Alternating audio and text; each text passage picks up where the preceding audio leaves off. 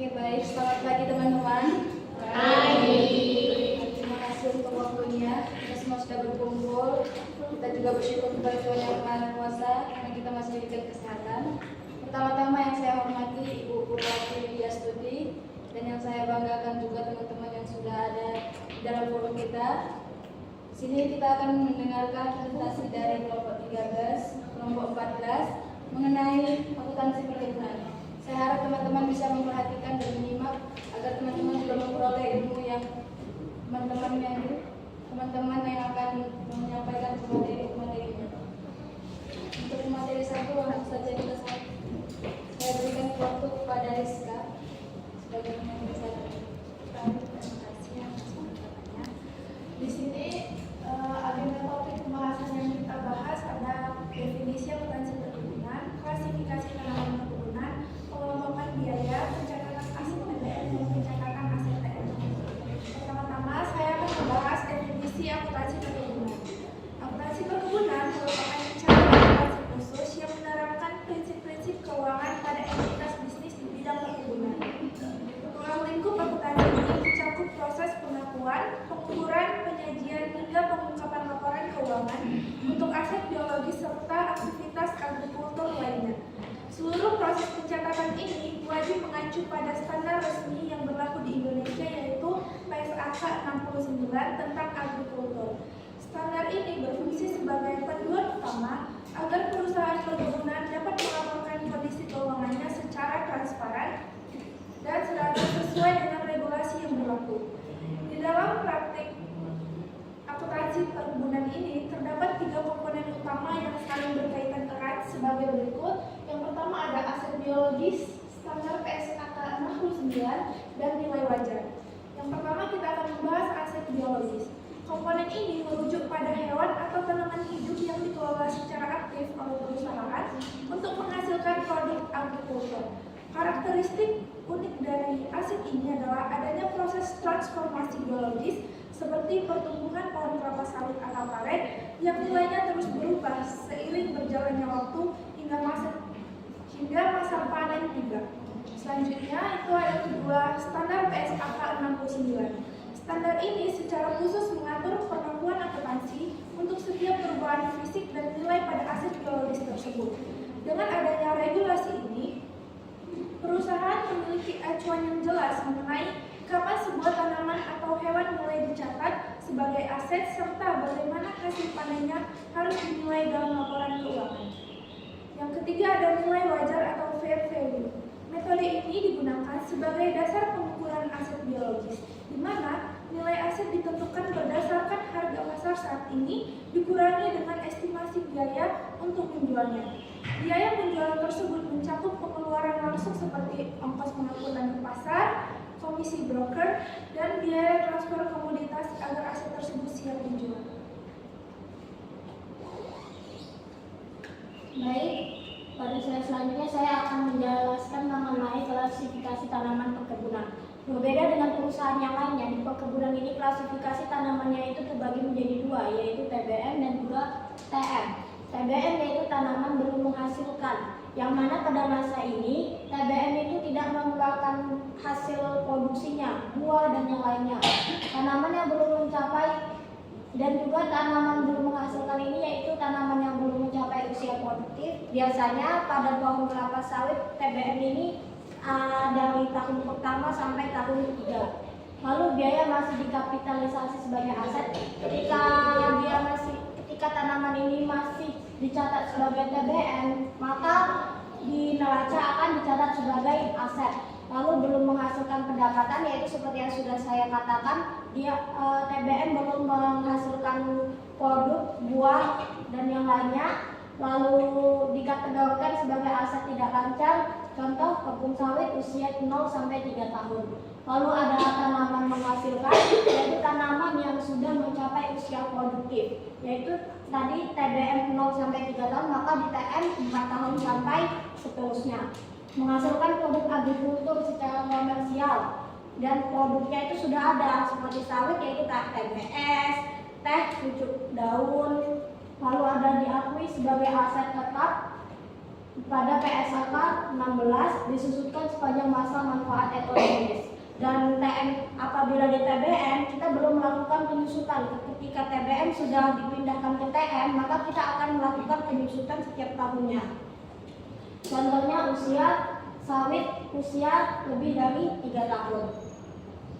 Lalu klasifikasi biaya perkebunan. Klasifikasinya kita klasifikasikan menjadi 3, yaitu biaya langsung, biaya tidak langsung, dan biaya pratanam.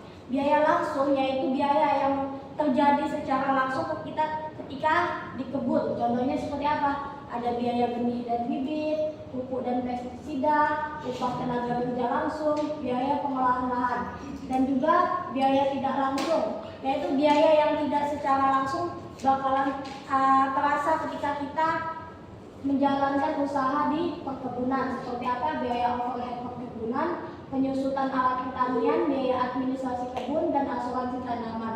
Lalu ada biaya pratanam, yaitu biaya yang dikeluarkan sebelum kita melakukan penanaman bibit, yaitu ada land clearing dan pembukaan, pembersihan lahan dan pembukaan lahan, pembuatan jalan kebun, drainase dan irigasi, pembuatan jalan air, dan biaya persiapan lahan. Baik teman-teman, pada slide ini menjelaskan tentang proses pencatatan aset TBM atau tanaman belum menghasilkan dalam akuntansi perkebunan. Tahap pertama yaitu perolehan bibit. Saat usaha membeli bibit, pencatatan dilakukan dengan mendebit akun TBM dan mengkredit kas atau hutang. Kemudian tahap kedua yaitu biaya pemeliharaan. Biaya seperti pupuk, perawatan, dan tenaga kerja kebun dikapitalisasi ke akun TBM karena masih memberikan manfaat di masa depan. Kemudian yang ketiga yaitu biaya overhead. Biaya tidak langsung seperti pengawasan atau operasional kebun juga dialokasikan ke TBM agar seluruh biaya pengembangan tanaman dapat tercatat dengan lengkap dengan debit TBM dan kredit biaya overhead. Tahap terakhir yaitu transfer ke TM atau tanaman menghasilkan. Jika tanaman sudah siap menghasilkan, maka seluruh saldo TBM dipindahkan ke akun TM dengan mendebit akun TM dan kredit TBM. Untuk contoh jurnalnya itu misal biaya pupuk TBM 500, maka di jurnal debit tanaman belum menghasilkan 5 juta, kredit kas atau bank. Kemudian ada pencatatan dan penyusutan TM. Yang pertama yaitu transfer dari TBM ke TM. Ketika tanaman sudah mencapai usia produktif, semua biaya yang selama ini ditumpuk di akun TBM dipindahkan ke akun TM. Jurnalnya yaitu debit tanaman menghasilkan dan kredit tanaman belum menghasilkan. Artinya, aset yang tadinya masih dalam proses tumbuh sekarang resmi diambil sebagai aset tetap yang siap digunakan untuk menghasilkan pendapatan. Kemudian ada penyusutan TM. Karena TM sudah jadi aset tetap, maka wajib disusutkan seperti aset tetap lainnya. Penyusutan dicatat setiap akhir periode akuntansi, mencerminkan penurunan manfaat ekonomi dari tanaman seiring berjalannya waktu. Jurnalnya yaitu beban penyusutan TM dan kredit akumulasi penyusutan TM. Kemudian yang terakhir yaitu pemberhentian aset. Di sini dilakukan pemberhentian aset, nilai buku yang tersisa diakui sebagai kerugian. Jurnalnya yaitu akumulasi debitnya akumulasi penyusutan TM, kerugian pelepasan TM, dan kreditnya tanaman menghasilkan. Kerugian muncul karena tanaman sudah tidak bisa memberi manfaat ekonomi tapi nilai bukunya belum nol.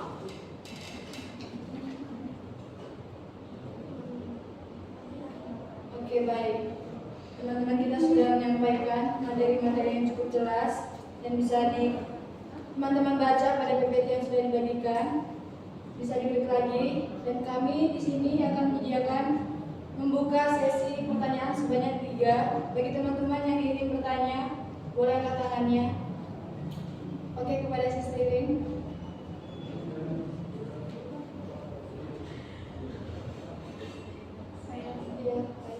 Perkenalkan, nama saya Olivia dari kelompok 13. Saya ingin bertanya kepada kelompok 14. Jika kebun kena hama dan nilainya turun, bagaimana perlakuan akuntansinya? Terima kasih.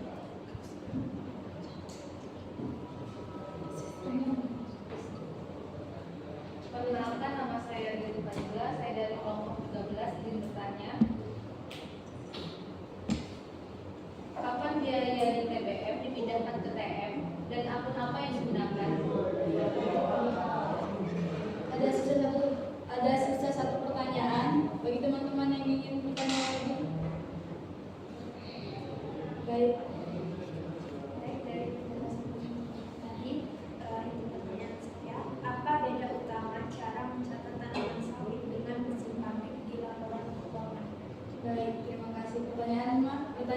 semua bagus-bagus. Jadi berikan waktu kepada pemateri kita sebanyak 1 menit saja. Cukup 1 menit. Oke, terima kasih. Tunggu sebentar ya teman-teman.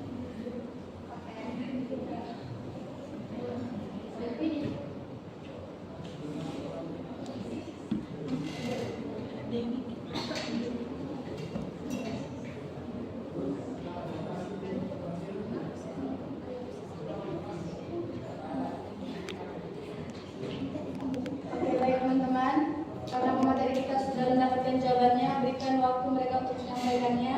Dan kepada penanya mohon disimak supaya bisa memahami jawaban dari pemateri. Silakan. Tadi jawaban dari Mbak Oli, jika kebun terkena hama ya. Nah, jika kebun itu terkena hama, maka kita akan menurunkan nilainya. Tapi di masa mendatang kita akan melakukan perawatan seperti pemupukan agar dia kembali menjadi seperti semula. Dan apabila nilai tanaman itu kembali seperti semula, maka kita akan kembali menaikkan lagi. Sebelum penurunan kita kembalikan lagi ke nilai awalnya. Lalu kita juga mencatatnya, kita mencatat di ketika terjadi penurunan nilai, kita catat di jurnalnya seperti ini.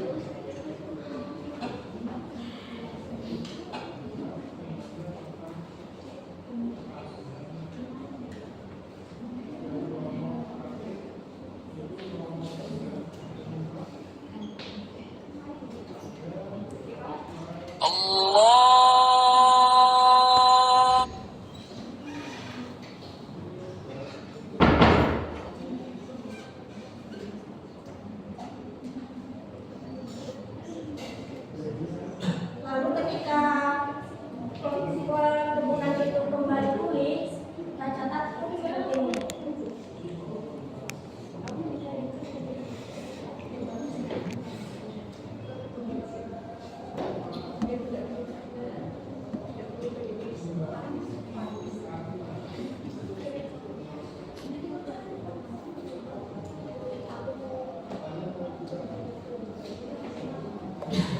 Ketika penurunan nilai, kita catat di sisi debit untuk penurunan nilai di kredit aset biologis. Ketika pulih, kita catat kita debit lagi aset biologis dan mengikuti laporan pemulihan penurunan nilai.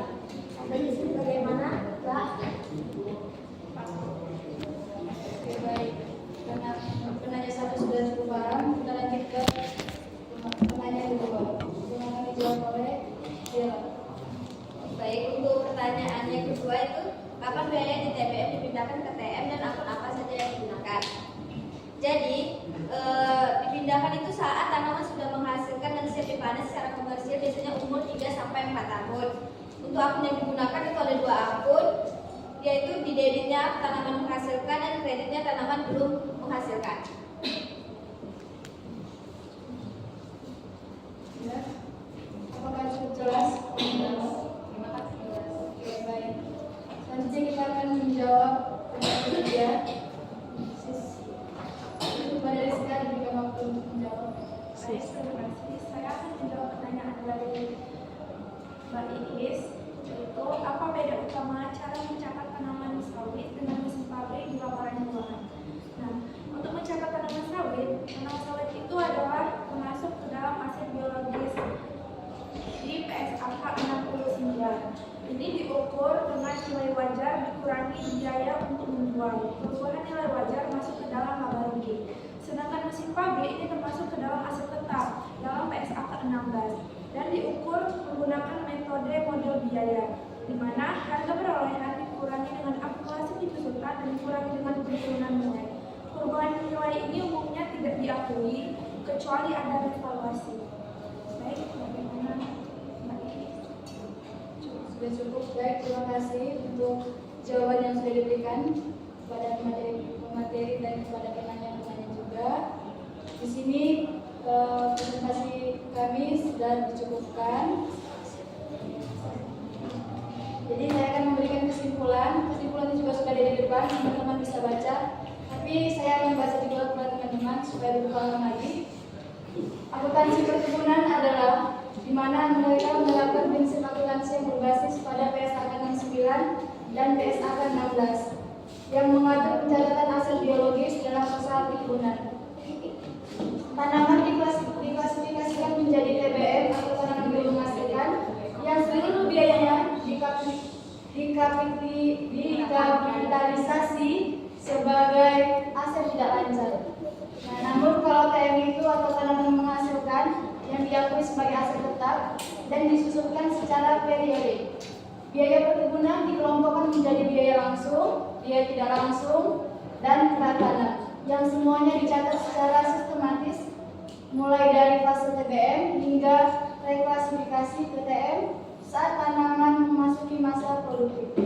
Tujuannya apa? Tujuan utamanya adalah menyajikan informasi keuangan yang akurat dan andal sebagai dasar pengambilan keputusan bagi manajemen dan pemangku kepentingan. Oke, demikianlah kesimpulan yang sudah saya baca. Saya harap presentasi hari ini memberikan manfaat kepada teman-teman semuanya dan bisa diterima dengan baik. Langsung saja saya tutup dengan